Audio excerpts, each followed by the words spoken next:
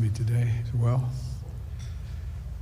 In my campaign for president, I made it very clear that the moment it arrived as a nation where we faced deep racial inequities in America and systemic racism that has plagued our nation for far, far too long. I said that over the course of the past year that the blinders have been taken off the nation, the American people. What many Americans didn't see or had simply refused to see couldn't be ignored any longer. Those 8 minutes and 46 seconds that took George Floyd's life opened the eyes of millions of Americans and millions of people around all over the world. It was the knee on the neck of justice, and it wouldn't be forgotten. It stirred the conscience and of tens of millions of Americans. And in my view, it marked a turning point in this country's attitude toward racial justice. When the six-year-old daughter, Gianna, who I met with when I met with the family, I leaned down to say hi to her, and she said, looked at me, and she said, "Daddy changed the world." That's what Gianna said, his daughter. Daddy changed the world. And I believe she was right. Not because this kind of injustice stopped, it clearly hasn't, but because the ground has shifted, because it's changed minds and mindsets, because it laid the groundwork for progress.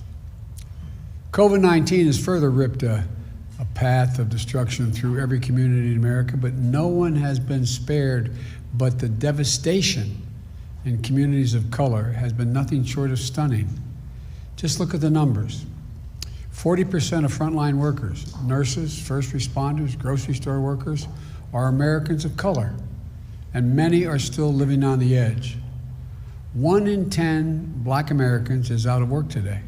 1 in 11 Latino Americans is out of work today. 1 in 7 households in America, about 1 in 4 Black, 1 in 5 Latino households in America, report that they don't have enough food to eat in the United States of America. Black and Latino Americans are dying of COVID-19 at rates nearly 3 times that of white Americans.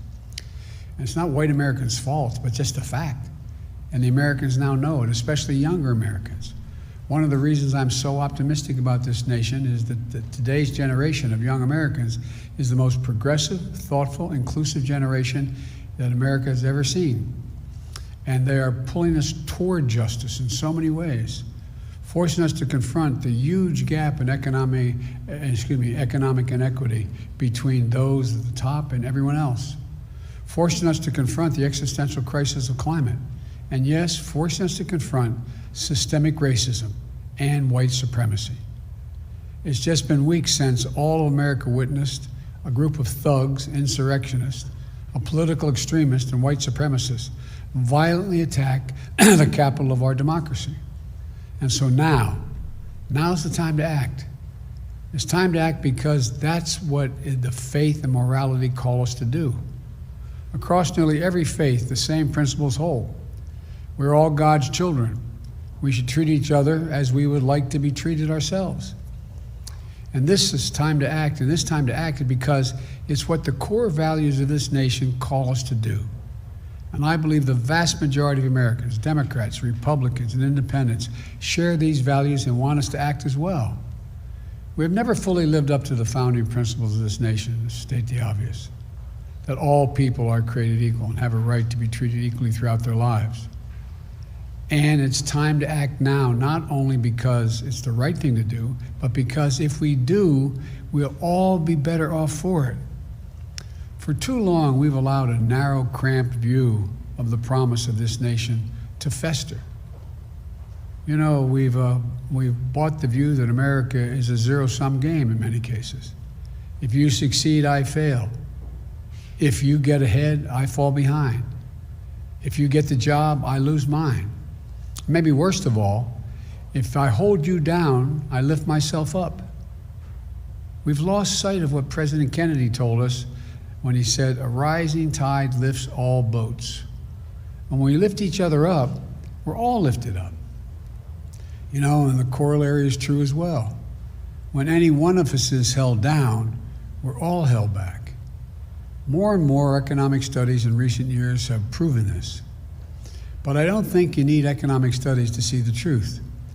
Just imagine if instead of consigning millions of American children to under-resourced schools, we gave each and every 3-4-year-old child a chance to learn, to go to school, not daycare, school, and grow, and thrive in school and throughout. When they've done that, the places have been done, it shows they have an exponentially greater chance of going all the way through 12 years of school and doing it well. But does anyone in this whole nation think we're not all better off if that were to happen? Just imagine if instead of denying millions of Americans the ability to own a home and build generational wealth, we made it possible for them to buy a home, their first home, and begin to build equity to provide for their families and send their children off to school. Does anyone doubt that the whole nation would be better off? Just imagine, instead of denying millions of young entrepreneurs the ability to access capital, we made it possible to take their dream to market, create jobs, reinvest in their own communities. Does anyone doubt this whole nation wouldn't be better off? Just imagine if more incredibly creative and innovative, how much more creative and innovative we'd be if this nation held the historic black colleges and universities to the same opportunities and minority-serving institutions that had the same funding and resources of public universities to compete for jobs in industries of the future. Just ask the first HBCU graduate elected as vice president if that's not true. But to do this, I believe this nation and this government need to change their whole approach to the issue of racial equity. Yes, we need criminal justice reform, but that isn't nearly enough. We need to open the promise of America to every American. And that means we need to make the issue of racial equity not just an issue for any one department of government. It has to be the business of the whole of government. That's why I issued, on one of the first days, my whole of government executive order that will, for the first time, advance equity for all throughout our federal policies and institutions. It focuses on the full range of communities who have been long underserved and overlooked. People of color, Americans with disabilities, LGBTQ Americans, religious minorities, rural, urban, suburban communities facing persistent poverty. And I've asked Ambassador Susan Rice to lead the administration's charge through the White House and Domestic Policy Council, because I know she'll see it through. Every White House component and every agency will be involved in this work, because advancing equity has to be everyone's job. Today, I'll be shortly signing an additional package of executive actions to continue this vital work. Housing, for example. Housing is a right in America, and home ownership is an essential tool to wealth creation and to be passed down to generations.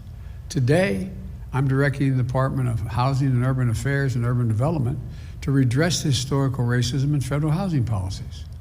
Today, I'm directing the federal agency to reinvigorate the consultation process with Indian tribes. Respect for tribal sovereignty will be a cornerstone of our engaging with Native American communities. This builds on the work we did last week to expand tribes' access to the Strategic National Stockpile for the first time, to ensure they receive help from the Federal Emergency Management Agency, FEMA, to fight this pandemic. Today, I'm directing federal agencies to combat resurgence of xenophobia, particularly against Asian Americans and Pacific Islanders that we've seen skyrocket during this pandemic. This is unacceptable, and it's un-American. I've asked the Department of Justice to strengthen its partnership with the Asian American and Pacific Islander community to prevent those hate crimes. I've also asked the Department of Health and Human Services to put out best practices for combating xenophobia in our national response to COVID. Look, in the weeks ahead, I'll be reaffirming the federal government's commitment to diversity, equity, and inclusion and accessibility, building on the work we started in the Obama-Biden administration. That's why I'm rescinding the previous administration's harmful ban on diversity and sensitivity training and abolish the offensive counterfactual 1776 Commission. Unity and healing must begin with understanding and truth, not ignorance and lies. Today, I'm also issuing an executive order that will ultimately end the Justice Department's use of private prisons, an industry that houses pretrial detainees and federal prisoners. The executive order directs the Attorney General to decline to renew contracts with privately operated criminal facilities, a step we started to take at the end of the Obama administration and was reversed under the previous administration. This is the first step to stop corporations from profiting off of incarceration that is less humane and less safe, as the studies show. And it is just the beginning of my administration's plan to address systemic problems in our criminal justice system. Here's another thing we need to do. We need to restore and expand the Voting Rights Act, named after our dear friend John Lewis, and continue to fight back against laws that many states are engaged in to suppress the right to vote while expanding access to the ballot box for all eligible voters. Because here's the deal, and I'll close with this. I ran for president because I believe we're in a battle for the soul of this nation. And the simple truth is, our soul will be troubled as long as systemic racism is allowed to persist. We can't eliminate it. It's not going to be overnight. We can't eliminate everything, but it's corrosive, it's destructive, and it's costly. It cost every American, not just who felt the sting of racial injustice. We are not just a nation of morally deprived because of systemic racism. We're also less prosperous. We're less successful. We're less secure. So we must change, and I know it's going to take time, but I know we can do it. And I firmly believe the nation is ready to change, but government has to change as well. We need to make equity and justice part of what we do every day, today, tomorrow, and every day. Now, I'm going to sign these executive actions to continue the work to make real the promise of America for every American. Again, I'm not promising we can end it tomorrow, but I promise you we're going to continue to make progress to eliminate systemic racism, and every branch of the White House and the federal government is going to be part of that effort. Thank you.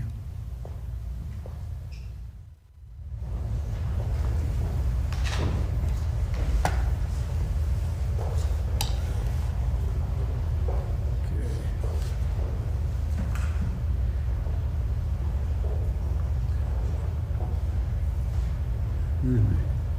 My pen away.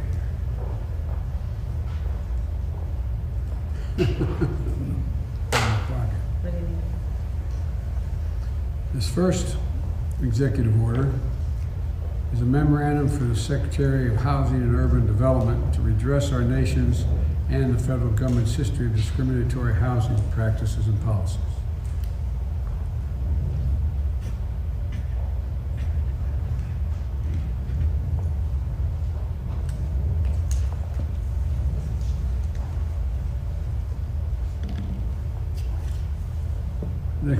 Next executive order is reforming the incarceration system by eliminating the use of privately operated criminal detention facilities.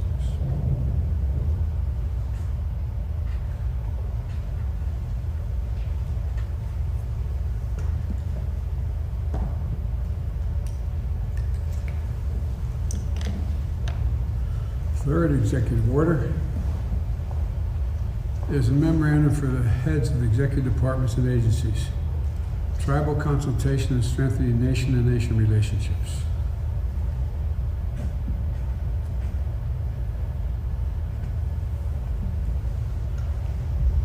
And the last executive order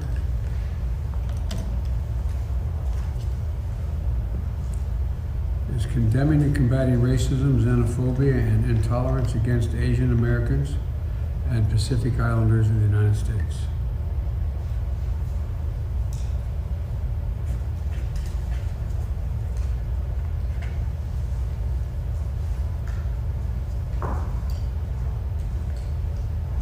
I think the country's ready, and I know this administration is ready. Thank you.